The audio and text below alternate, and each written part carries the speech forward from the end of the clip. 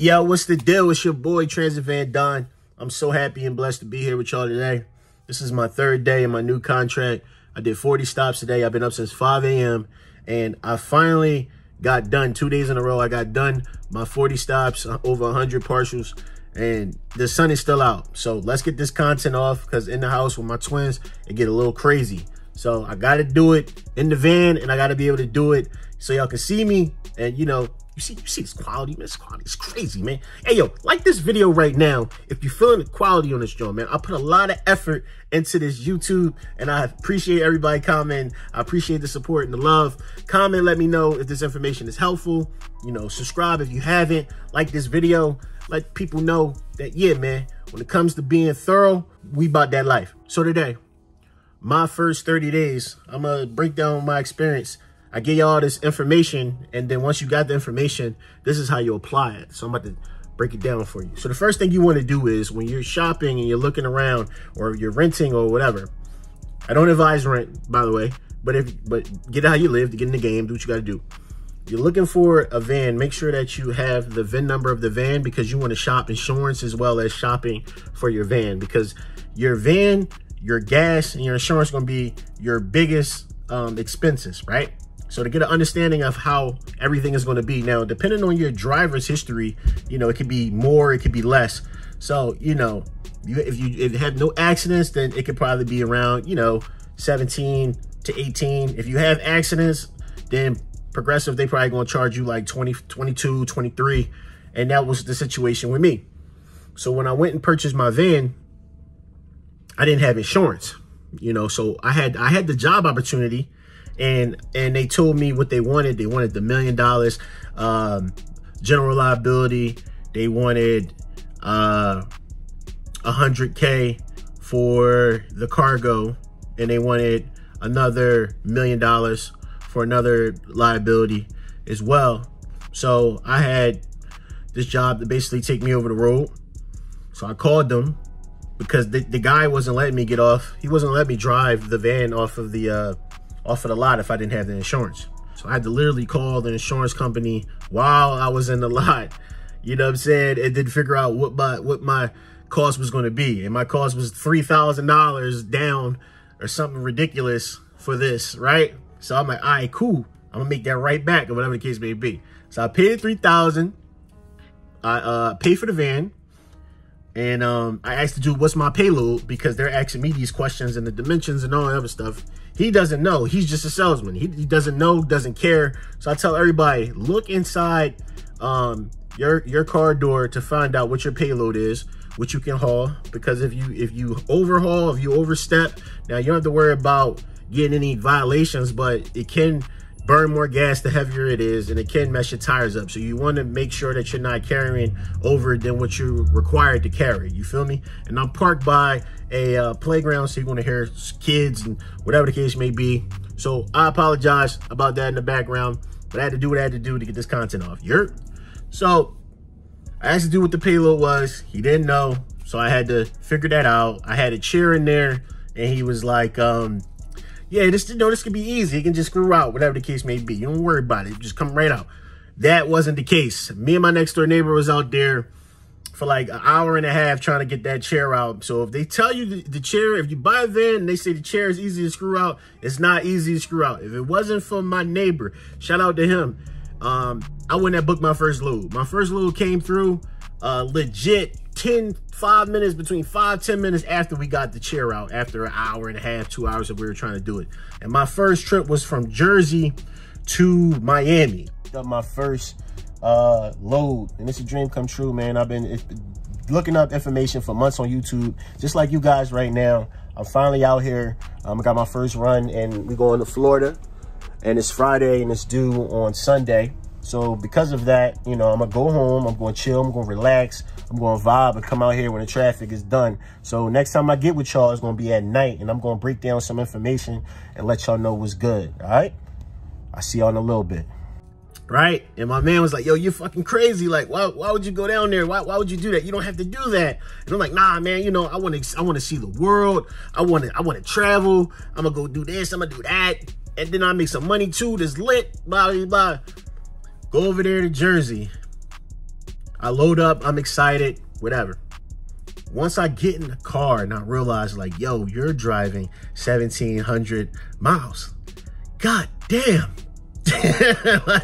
like, yo, after like the 4th hour it hit me, it was like, wow, like I'm really driving to the edge of like everything. Like if you know about Miami, or if you go over the road, you know that Miami, you have to pass literally everything.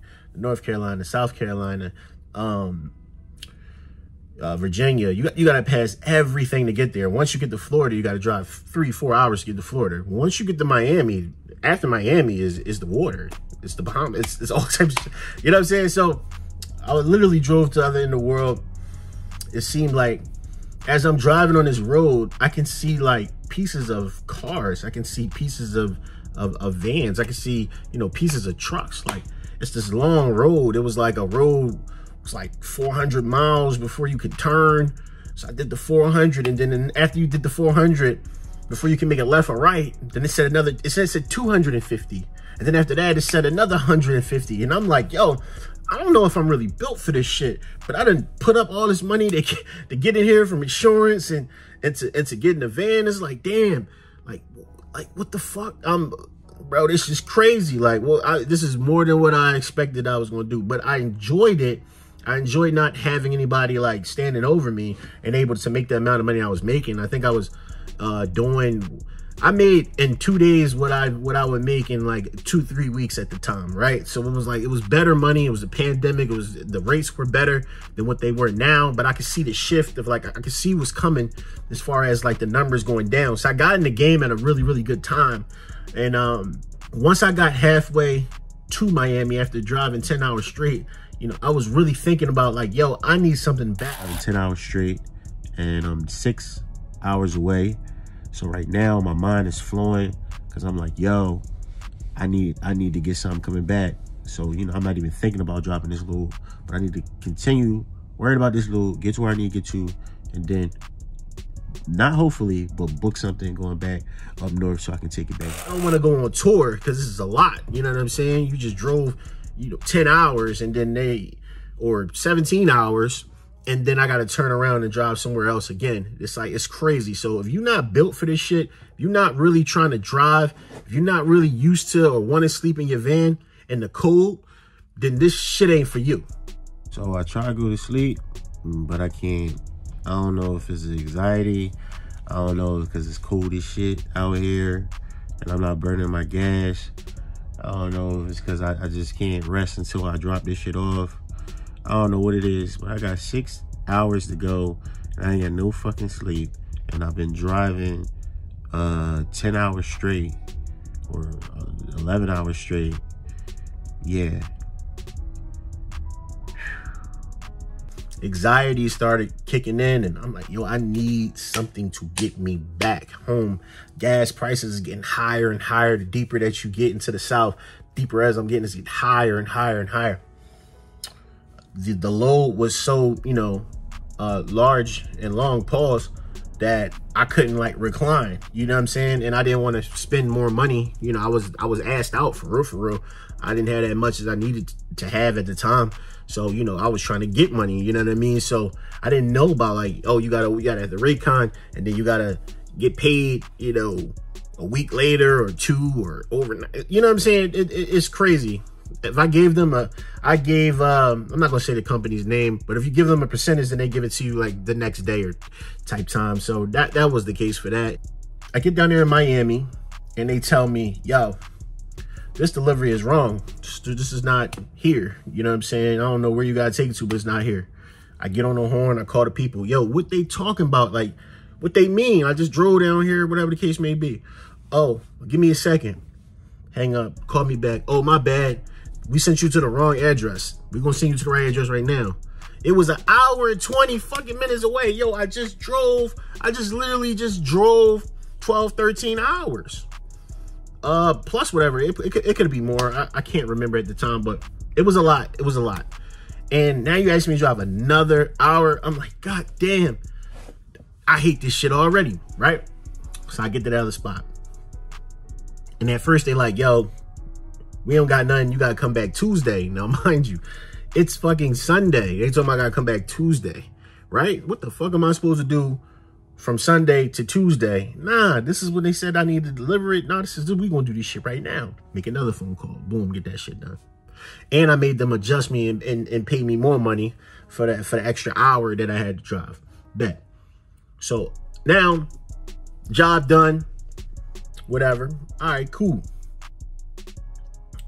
I sit around, try to figure out, you know, can I get something else? Nah. All right, cool. I get a hotel. I got stuck. My dispatcher brought me down here.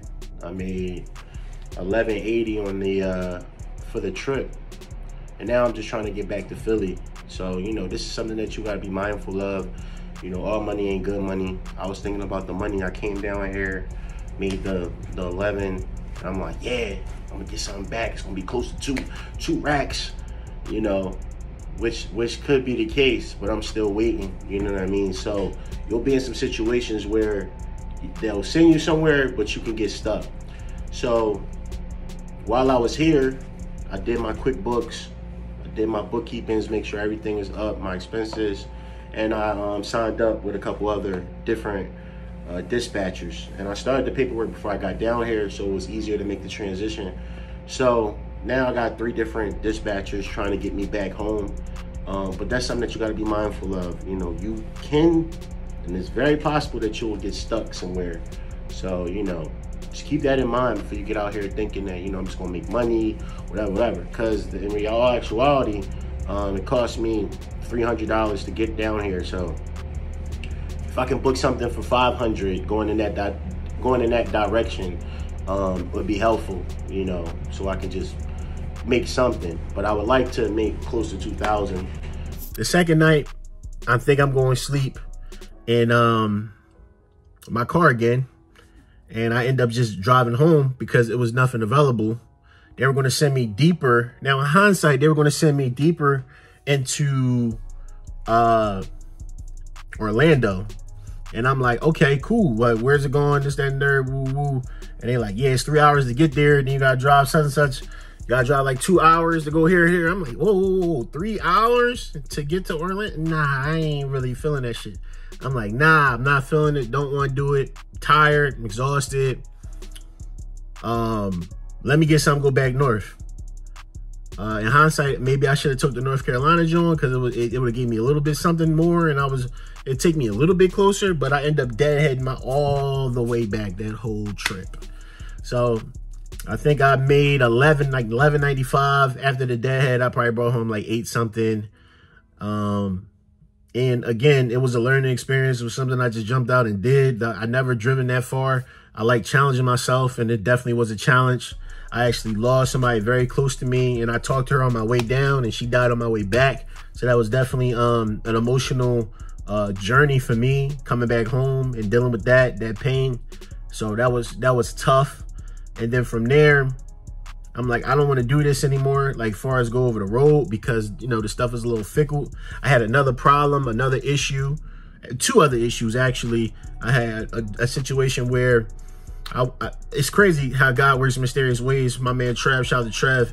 If you watch this, you already know how it went. So they had me pick up this rush order from off of him because he couldn't deliver it the next day. And this is on Friday. So if you're dealing with freight on Fridays, be very careful because these businesses close at a certain time. You're going to have to hold the freight and just sit there for however long, whether if it's a day, weekend, whatever the case may be, until they open up Monday if they don't open up on Saturday. So be very careful. I got caught twice with some bullshit on Fridays with this freight. So that pissed me off also. So I took some freight off of him. He put it on my ship. Then I go try to deliver it. They call me while I'm already hours away and tell me, oh, no, you got delivered tomorrow. He could have kept the shit. If that was the case, why would you call me to take it off of him if they were going to be closed? So now they put me in a situation. He already knew the game. He already knew the play. You know what I'm saying? So he got out the way, but it was able for us to reconnect. So it is what it is. That's probably what that whole situation was for anyway, for us to link back up. It's been like 5-6 years, and I didn't even know he was doing this type of work. So it was dope. It was dope to see him, but I was in a bad situation with that. So what did I have to do? I had to get another hotel.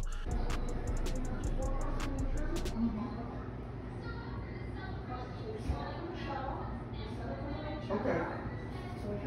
See, one thing about these layovers, you know what I'm saying?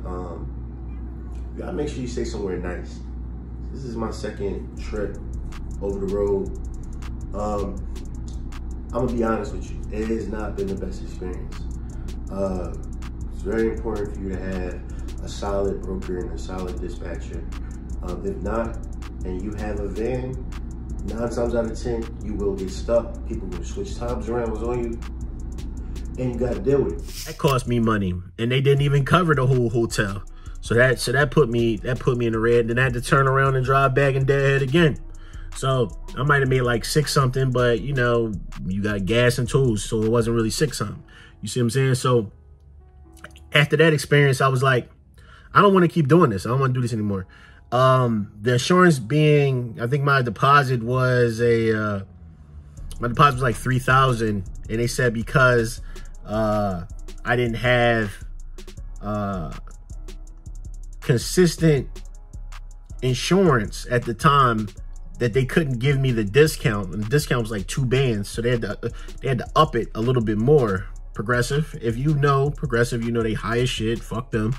And I'm like, nah, I'm not paying this shit. Like, you know, I'm not doing this. I don't make the money that a box truck is making. I don't make the money that a semi is making. You know what I mean? It has to be a way for me to make some alright money and not deal with this super high, you know, insurance. This shit is killing me. So I end up talking to Trev. Shout out to Trev. He told me that, yo, this is app, you know, Axle Hire. You know what I'm saying? So go in there, and they got some work, get some joints or whatever. You don't gotta go nowhere too far. You make a couple $100 a day for like 30 stops, or, you know, under that. Go to Axle Hire. It's very like unprofessional, all over the place. You gotta go on a scavenger hunt to find shit. Didn't like it at all. I turned around, and because I still had my authority, I was able to get on the dashboard and see what was good. It was nothing really on there for me when it came to my payload, or it came to like my size of the vehicle or van, you know what I'm saying? So that was like a miss. So but I kept looking, and I found an opportunity that I basically finessed how to get in when it was only accepting box trucks, and that was for a job to do peak season with FedEx, and that was my first contract, and I was doing $400 a day, $2,000 a week. So that was like my first like contract. I switched my insurance from the super high, having my authority, to having the 100,000, 300,000 insurance.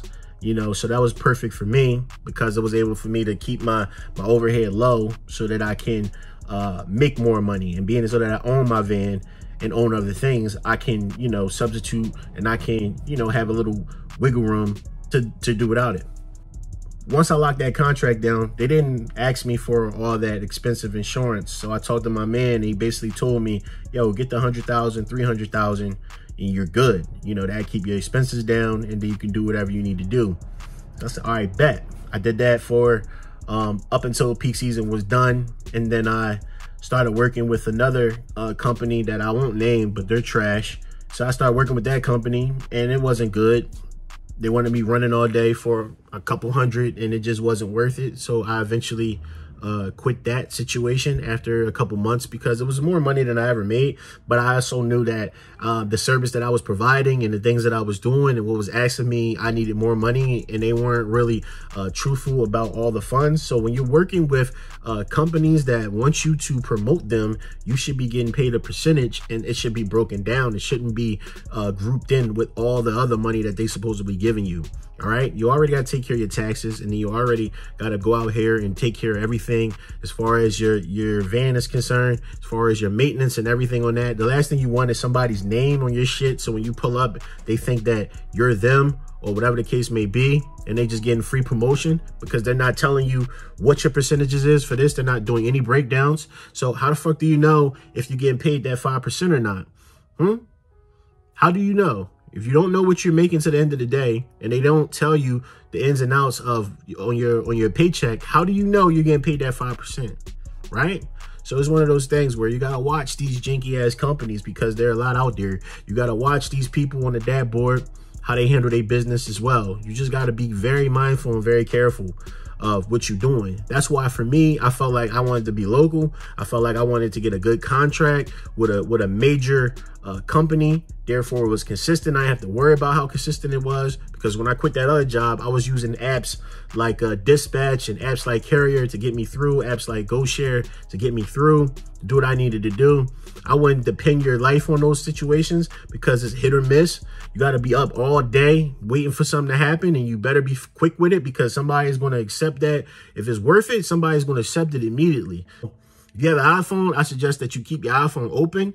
Don't ever let your iPhone lock. So when you get a notification, you can click on it immediately and get busy. That's what I had to do until I got the contract that I got now. And I'm very grateful and I'm very blessed. So I say I had to say, within 30 days, I figured out that over the road wasn't for me. I realized that the rates weren't that great. They were starting to go down as the pandemic and stuff started to calm down and the world started getting back to normal. So I wanted to do something to where I could, you know, stay local, make some good money. And, you know, all that other money is cool, but the more money you make is just more shit that you go and buy. You know what I'm saying? So I'm very content in what I'm doing. And I'm like, you know what? You know, I can go out here and go over the road, but my family is more important. So if you have a family, don't think that you can't get money unless you go over the road. You just got to really be down and stay. You got to stay down. You got to stay focused and keep doing your research. The main thing I would give advice to is never give up, because there's been times where I thought about it, but I stayed down. Same thing with the YouTube. I stayed down, and because y'all love and support, it's doing what it's supposed to be doing. And I'm so blessed, and I appreciate each and every one of y'all. So I hope that my first 30 days helped y'all. And like this video, comment, let me know, man. I got another video for y'all I'm about to do. No authority versus your authority, the pros and cons. You know what I mean? So we're going to break that down and get into that. And I'm also going to do another video that's touching bases on your DUNS number, why that's important, because people ask me about that. Yeah, we turning up this year, man. You already know what it is, man. It's Transit Van Don. Like this video, man. You're